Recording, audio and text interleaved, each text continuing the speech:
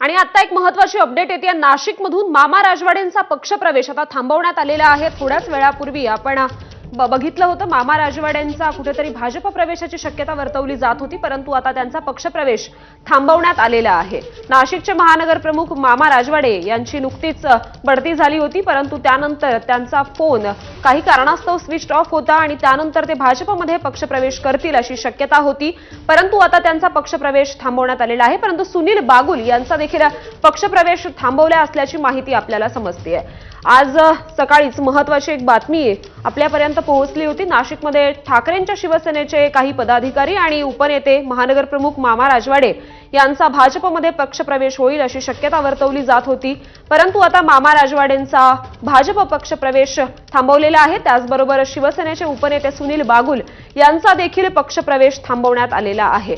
त्यामुळे नाशिकच्या शिवसेना ठाकरे गटातील घडामोडींना आता वेग येतोय। आणि या संदर्भात अधिक अपडेट्स देतील आपले प्रतिनिधी मुकुल कुलकर्णी। मुकुल, आपण पाहतोय मामा राजवाडेंचा पक्षप्रवेश थांबवण्यात शिवसेनेला यश आल्याचं समजतंय, काय नेमकं घडतंय? अत्यंत मोठी घडामोड आहे।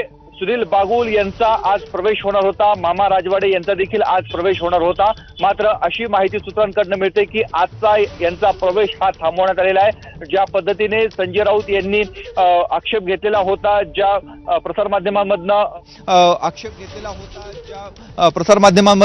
बातम्या आल्या होत्या, त्या पार्श्वभूमीवर हा प्रवेश आता थांबवण्याची माहिती मिळालेली आहे। आणि सर्वात महत्त्वाचं म्हणजे त्यांच्यावर जो गुन्हा दाखल करण्यात आलेला होता त्या गुन्ह्याप्रकरणी अद्याप या दोघांना जामीन मिळालेला नाहीये।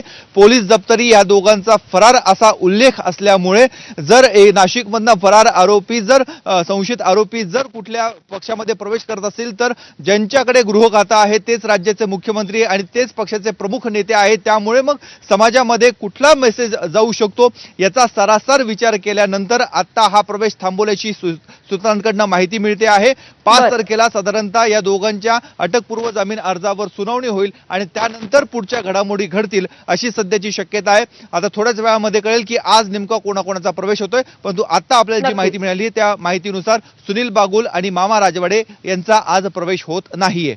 बरं मुकुल, या संदर्भातले अपडेट्स वेळोवेळी जाणून घेत राहू। तुर्तास धन्यवाद या सविस्तर माहितीसाठी।